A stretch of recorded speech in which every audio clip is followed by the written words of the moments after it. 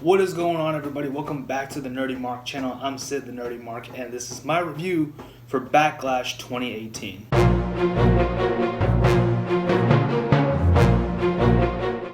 So this was branded as the first dual branded pay-per-view, even though we had WrestleMania and Greatest Royal Rumble. But of course, we don't talk about that for some reason, and we don't count them as dual branded pay-per-views. This is the first dual branded pay-per-view. That's how they kind of marketed it. Let's just talk about this pay-per-view, see whether it was good or whether it wasn't. Spoiler alert, it sucked. Let's dive right into it. Let's get this over with. So we did have a pre-show match, and this was announced on Friday, and it was Bayley versus Ruby Riott. But before the match, Bayley did ask Sasha Banks to be in her corner, to which Sasha Banks, of course, replied, "No way." Makes sense because, Bayley wasn't in her corner during her match with Ruby, so why should she? Kind of continuing that tension, even though I don't know where this feud's going. If it's going anywhere at all, I really have no idea. This was a good match for a pre-show. It was nothing great, but it did what it had to do, had its bright spots wherever it needed to have. But the match did end with Bayley getting a Riott kick from Ruby and taking the pin. So I still don't see what they're doing with Bayley and Sasha.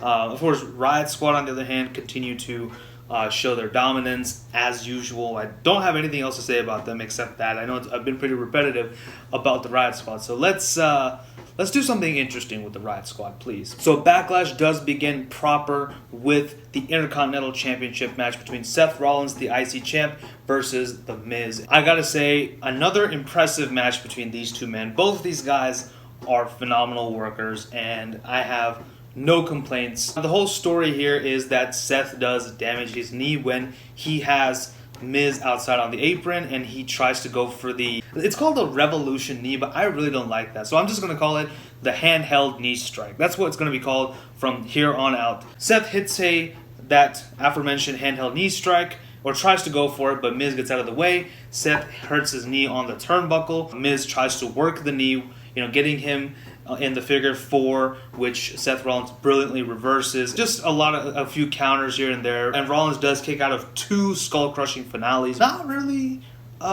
something you would expect from Seth Rollins.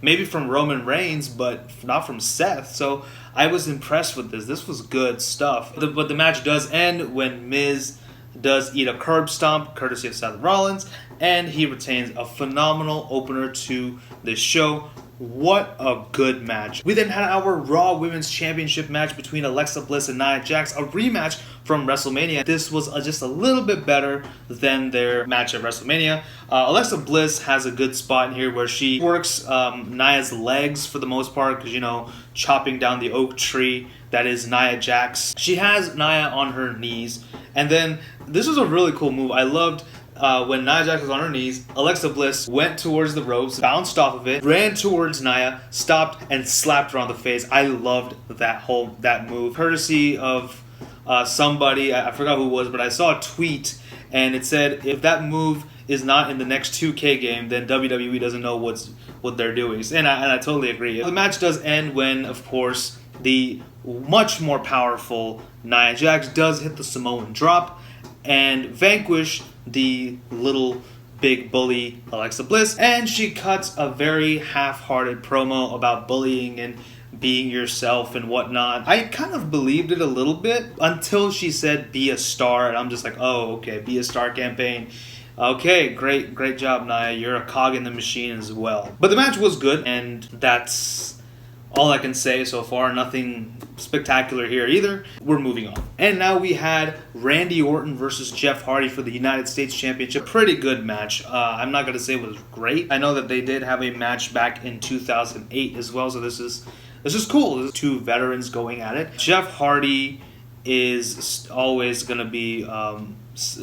Jeff Hardy can never do any wrong in my book, so I have nothing else to say. The match does end when Jeff Hardy does counter an RKO into a twist of fate. Swanton Bomb, 1, 2, 3. Jeff Hardy retains. And now we had Elias come out in the ring, and he wanted to perform for the crowd in Newark, New Jersey. Unfortunately, he got interrupted by the New Day, who came out with marching band instruments. Xavier Woods coming out with Francesca. Big E with the big old drum. Kofi Kingston with some cymbals. So they say, we want to play with you. Elias says, no, I'm a solo act, which no, you're not, because you've played with the club before and the Miz Taraj. So don't you dare tell me that you're a solo act. And he basically, every time he's interrupted, he keeps telling JoJo to hit the lights. So JoJo hits the lights, and who's to interrupt next?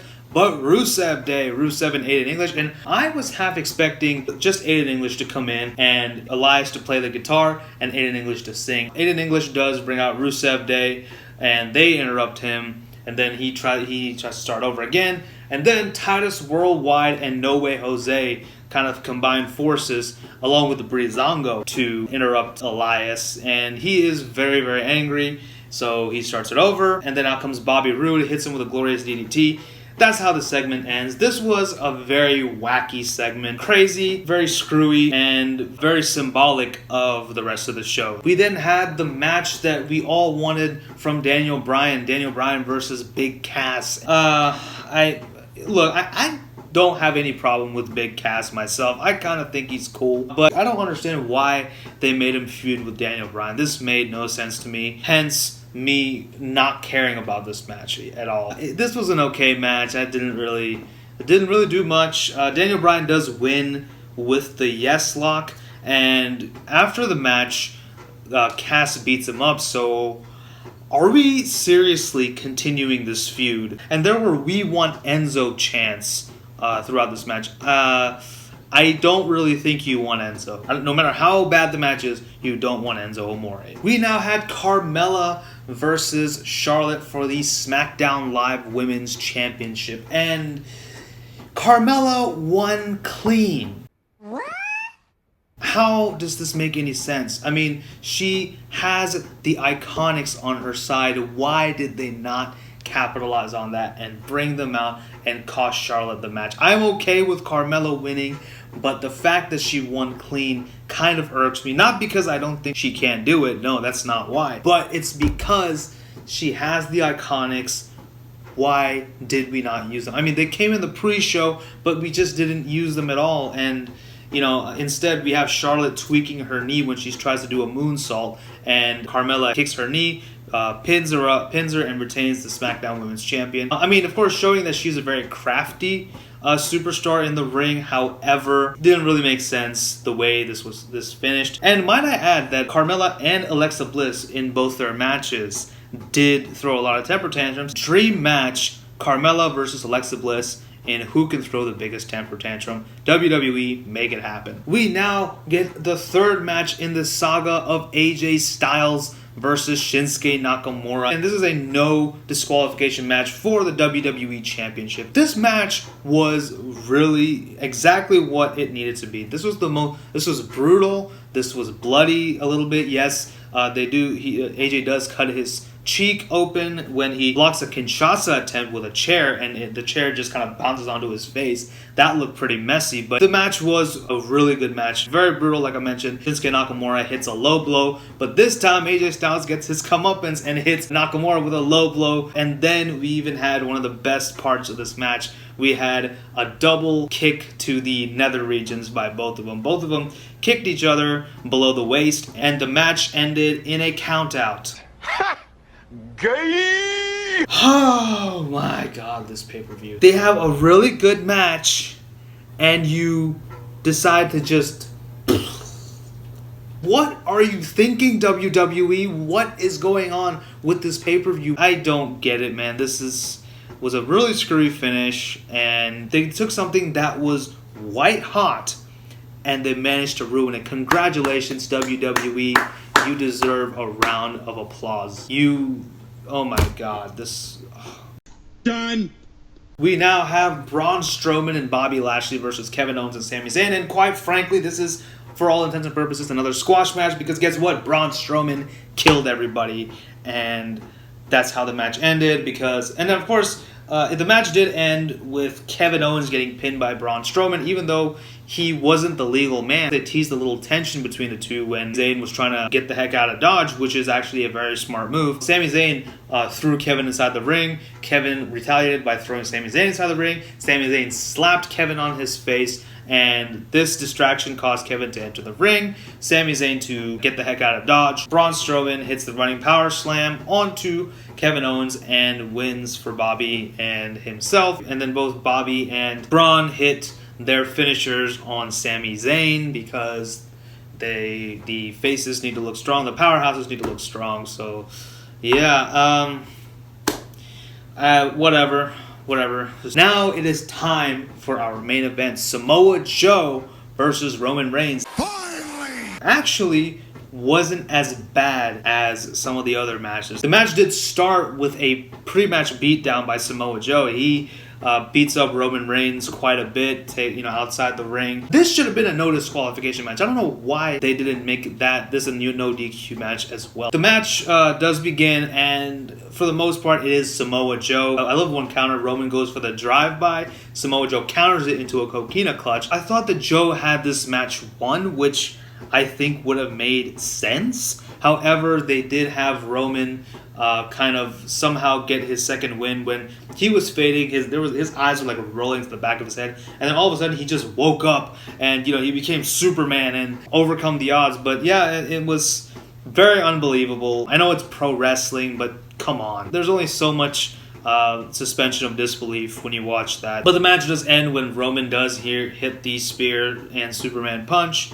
and wins the match. So I'm okay with that, to be honest with you. Samoa Joe, he has a clean slate now going into SmackDown Live. This doesn't really affect him that much because, he lost to a Raw superstar, so that's okay. But, yeah, this was an okay way to close out the match, the opener. And, of course, and I did hear a lot of CM Punk chants. I'm not going to get into that because, you know what, I am kind of growing numb to them at this point, so yeah. Okay match.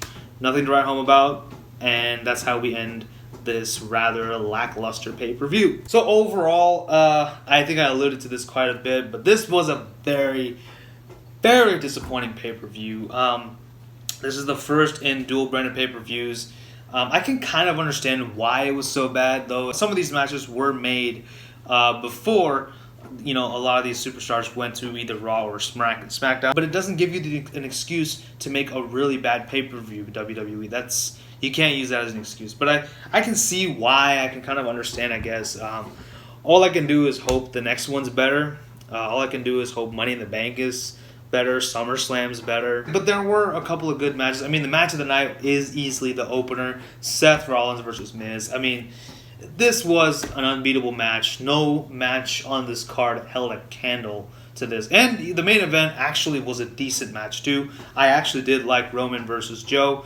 It was a very brutal match, I'll give you that. Shinsuke Nakamura versus AJ Styles. This was the best match that they've had, not counting their match at New Japan. I did think it was a screwy finish, but I thought the match itself was really good. Nia versus Alexa was essentially a squash. I didn't really think too much. I enjoyed it. It was entertaining, but I think the post-match promo Nia cut was just absolutely terrible. I did not like that at all. So overall, I thought this was disappointing. I hope it gets better.